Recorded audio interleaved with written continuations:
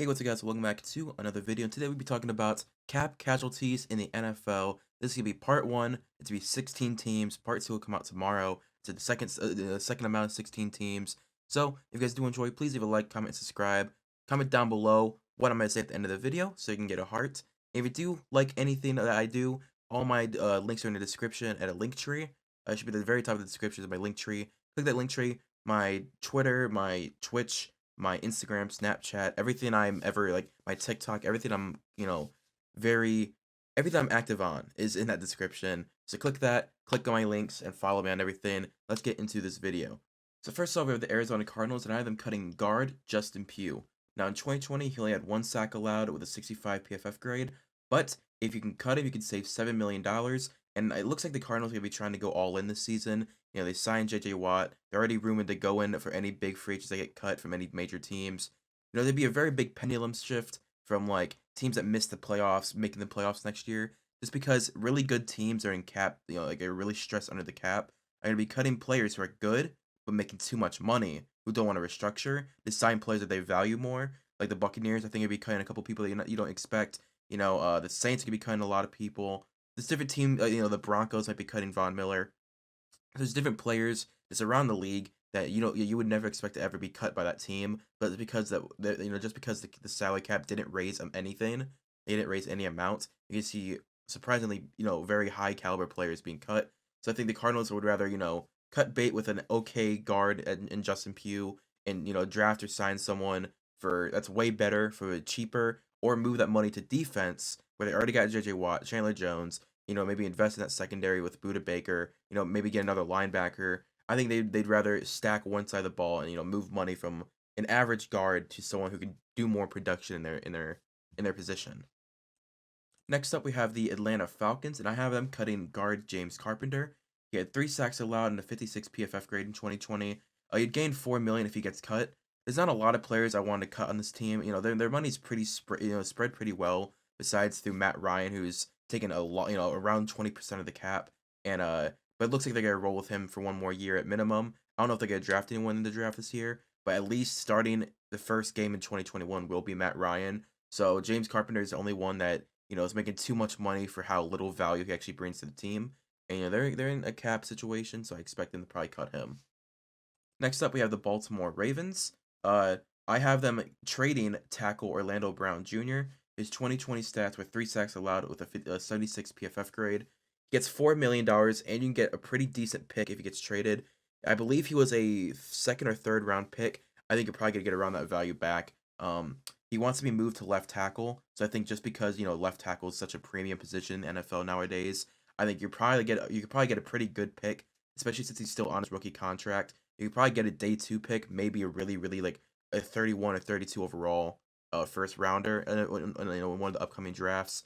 But he wants to be traded this offseason. I think they should definitely trade him. I would not cut him just because he has so much value. Because when Ronnie Stanley went out with injury this year, Orlando Brown swung over from right tackle to left tackle and played phenomenal. And I think that he wants to move the left tackle permanently and be traded, obviously, because Ronnie Stanley's at left tackle already. And they already paid Ronnie Stanley a lot of money. So I'd move off him, get a good pick, get a really good pick, and you can free up $4 million and move that $4 million to another position on your team. Next up, we have the Buffalo Bills, and I have them cutting John Miller, a wide receiver. He had 500 yards and 3 touchdowns in 2020. With Stephon Diggs getting the majority of the snaps and just like limited snaps because of injuries, and Gabriel Davis, the rookie wide receiver, coming onto the scene, he didn't really play much. He still kept up his 14 yards per reception, which is very good, considering his receptions got cut in exactly half. He had 70 PFF grade, and you could free up $8 million if he gets cut. I was thinking about moving off either Mario Addison or Jerry Hughes, the pass rushers, but if you can't get a premium pass rusher, I'd much rather keep the guys that have been in the system for a few years, still on the team. I think wide receiver is one of those positions that can be very easily, you sign someone and get the same exact production. But John Brown was your fourth receiver, making $8 million. You can't really be paying your fourth receiver $8 million. So unless he wants to restructure, which I don't think any wide receiver in the NFL, especially at his age, will want to restructure. I think just cutting bait, Just cut him for $8 million savings, move that towards your defense, or maybe even to upgrading your offensive line a little bit more. But I'd cut John Brown. No hard feelings. He had a really good first year. This was his second year of the team. Receptions cut in half because of Stephon Diggs. I think you just need to cut bait and save $8 million.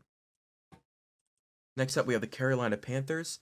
I have them trading Teddy Bridgewater. He had 3,700 yards, 15 touchdowns to 11 interceptions in 2020. This is the most touchdowns he's ever thrown in his career, and he started all 16 games.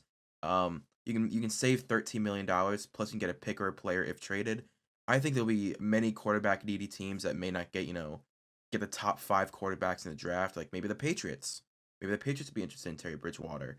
Maybe a team that needs a really good backup because their main quarterback is injury prone. Maybe they want to trade for Teddy Bridgewater, who's on a pretty fairly okay backup contract. I know he's making like $15 million, but for 1 year, I believe is left on his contract, or 2 years, something like that.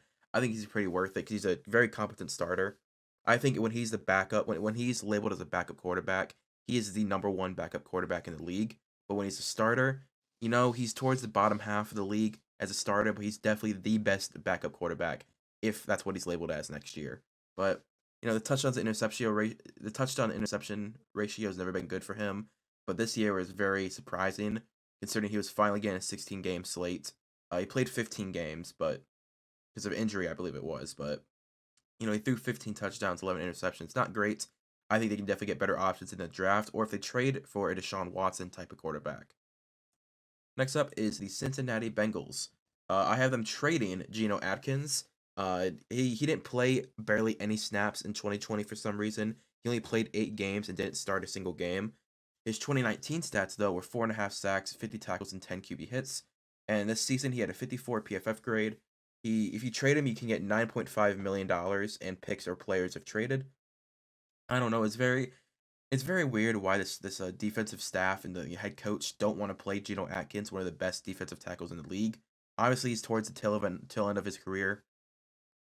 I don't know if they want to, maybe they'll cut him, but I would try and trade him, even if it's for a 6th-round pick. That's a 6th-round pick you didn't have before, especially for a rebuilding team. 6th-round picks are very important because you never know what kind of diamond in the rough you can get. I mean, Antonio Brown and Tom Brady were 6th-round picks.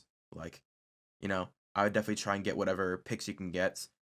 Plus, you free up $9.5 million to spend money on your offensive line, fix that offensive line as much as you can this offseason to protect Joe Burrow, who needs to be protected next year because his first year with the team, he tore his ACL because you just didn't protect him through the offensive line.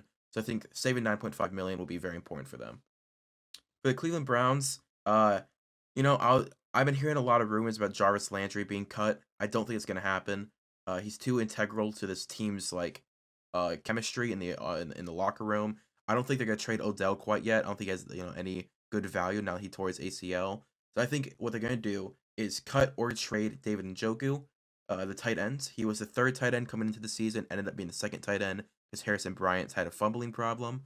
He had 200 yards and 2 touchdowns. He has a 67 PFF grade, and if you cut or trade him, you save $6 million. I think he'll probably end up being a cut candidate, not a trade candidate, just because he only had 200 yards and 2 touchdowns. His best season was Baker Mayfield's rookie year.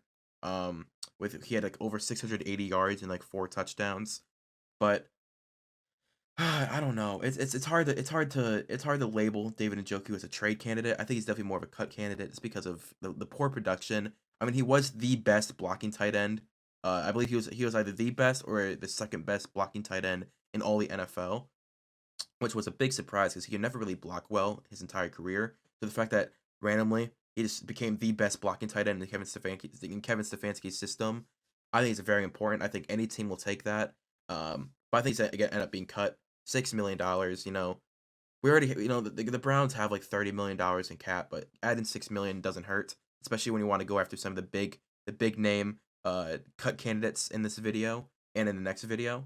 But moving on, we could go to the Cowboys. In the Dallas Cowboys, I have Tyron Smith, left tackle. Now, this is a big surprise. I know that many people thought. Now, I think this offensive line, this offseason especially, is going to go through a very big retool. He only played 2 games in 2020. He is a first-team All-Pro 2 times in his career. You can save $5 million if he's cut or traded, but I think if you trade him, you can get a day 2 pick. I think you can get a 2nd or 3rd round pick, and for the Dallas Cowboys, a 2nd or 3rd round pick can turn into pretty decent players. I mean, Jalen Smith was a 5th-round pick. Michael Gallup was a 3rd-round pick. Multiple people on the offensive line was 2nd, 3rd, 4th-round picks. They're pretty decent in day 2 and early day 3. So I think if you can trade him for anything, I would. You can also save $5 million. I just think I think this aging offensive line needs to be retooled.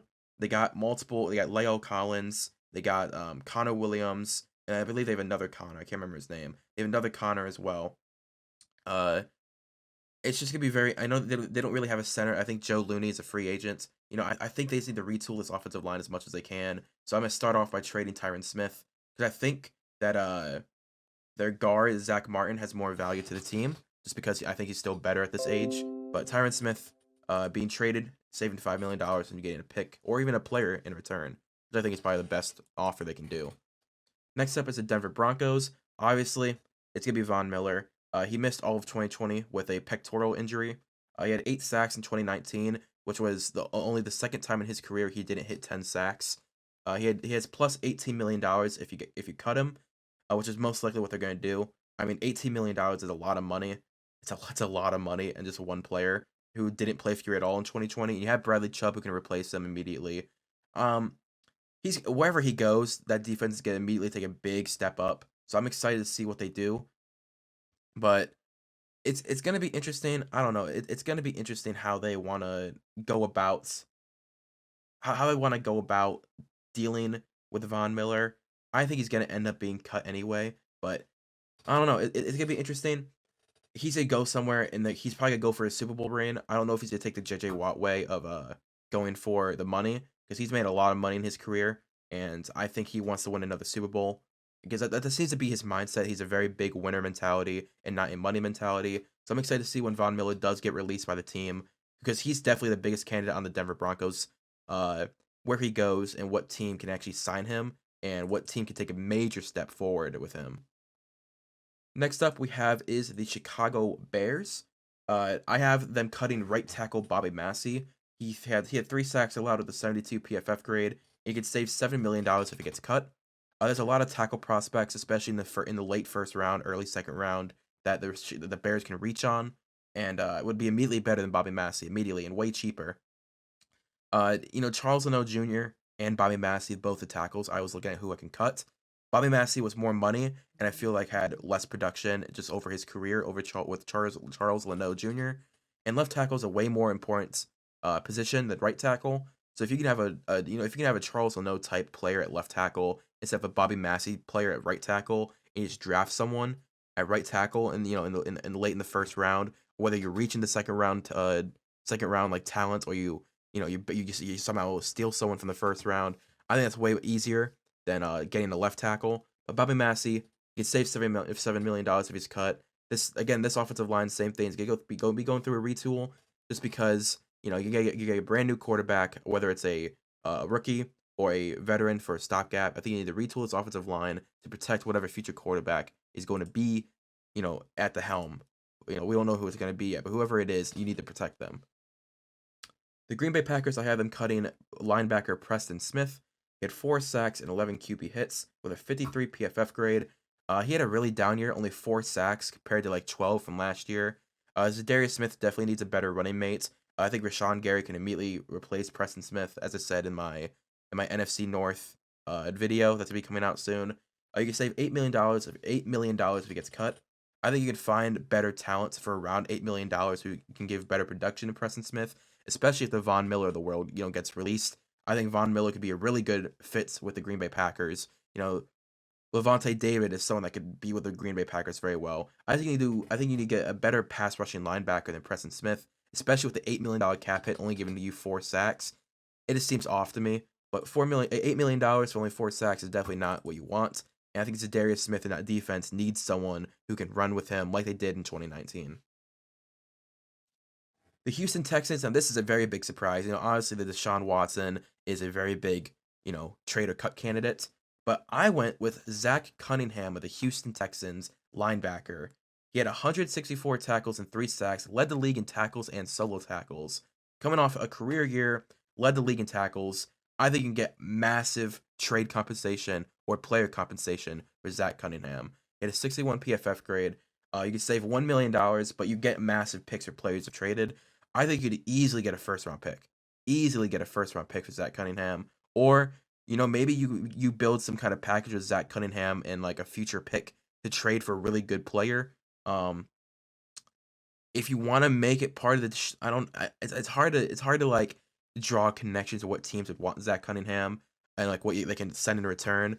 If they keep Deshaun Watson, I think Zach Cunningham could easily be traded for another wide receiver or another offensive lineman to help protect Deshaun Watson. Um, I don't know if they trade him. I think he's the high. Obviously they have cut candidates, but I think trade wise, Zach Cunningham is the biggest trade piece they have outside of Deshaun Watson. I think Larry Tunsil's gonna stay there no matter what. Like I think no matter what, Larry Tunsil's gonna stay, not be traded, not be cut. And Deshaun Watson obviously is probably gonna be traded, but Zach Cunningham is that third person on that list that I would trade. I mean, just imagine the haul you could get for him. I think you can get a really decent haul, maybe a first rounder or multiple day two picks. And for a rebuilding team, that's major. He's 26. He's not part of your rebuild like window, so I would trade him, get what you can. Next is the Indianapolis Colts. Center. The Colts are this is a team that I didn't want to do one for, only because they aren't wasting money in a position. Every position, every person that's getting paid a lot of money deserves it. But I had to pick one, so I went with Ryan Kelly, the center. He allowed 2 sacks with a 69 PFF grade. You can save $15 million. I think if you trade him, you can get pretty good compensation. I think that's easily a day two pick, whether it's a second or a third round pick. Um, I just don't think that pick's gonna be better than Ryan Kelly. He is 29 years old, but you're in a win now mode right now with Carson Wentz. I wouldn't trade or cut anybody on this team, but with the aura of the video, I had to figure out someone. Ryan Kelly, I think you'd easily get a day two pick, save $15 million, maybe even pay another I mean, you could go for Corey Linsley. Like literally just move the $15 million of Ryan Kelly to the Corey Linsley, who was the all pro, number one all pro center this year. Immediately make the offensive line better, but you gotta find a left tackle, whether that's trading for Orlando Brown, whether it's signing someone in free agency. I think Ryan Kelly, if you can cut him for that 15 million and move it to left tackle and just sign an average center, or if you want to sign Corey Linsley or another high powered center, I would. But that's what I would do. All right, and next up we have the Jacksonville Jaguars. I have them cutting AJ Cann. Now I don't know if they want to cut Andrew Norwell or Brandon Linder, but they're both better than AJ Cann, and they both would save $9 million each. But I decided to cut AJ Cann. He allowed 2 sacks with a 69 PFF grade. You can save $5 million. I think he's definitely the worst of the three. And you want to if you want to start the re-sign Cam Robinson, I think the $5 million from AJ Cann can help go towards that instead of I think if you cut Brandon Linder or Andrew Norwell, you're gonna have a less likely chance of re-signing Cam Robinson because I think he's gonna be like, wow, so like I'm not gonna have my running mate at left guard or center. But if you're like, hey, AJ Cann was cut, you'd be like, I think that'd be an easier way of telling him like we're still trying to we're in a rebuild mode, but like we still want to win games. So $5 million you can save, still keep your two best offensive linemen at guard and center, and maybe even be able to sway Cam Robinson back to your team. And finally, I have the Kansas City Chiefs cutting Anthony Hitchens, linebacker. He had 78 tackles, 3 QB hits, and a pass deflection, a 50 PFF grade, which is the worst on his entire team. You can save $2 million of cut. Same with the Chiefs. They don't really have money wasted anywhere. All the money and all the places go to the right people, which is very good on their front office. But Anthony Hitchens, he wasn't the best linebacker on your team. He had a 50 PFF grade, which is not good at all. It's one of the worst in the league and was the worst on his team at linebacker. Uh, I think you can get some. I think you can draft someone and get you that production, whether it's in the second round or the third round.